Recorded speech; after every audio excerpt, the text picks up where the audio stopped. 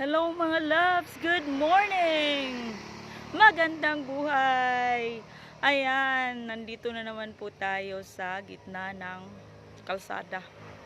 Nandito po tayo, biyahe, nasa biyahe po tayo mga palangga. Sasamahan niyo po ako ngayon at sana walang mga guni-guni, charot. Yung walang abereya. Ewan ko sa Tagalog dun. Basta mga palangga ay nandito ako ngayon sa lugar na kung saan nagustuhan ninyo. O, 'di ba? Itong lugar na ito ay napakatahimik. Oo. So, kumusta po kayo? O, pace ups, pace ups. Pace up, pace update. Ayan, pwede ba take 2? Charot. So, good morning everyone. Ingat po kayo sa lahat pong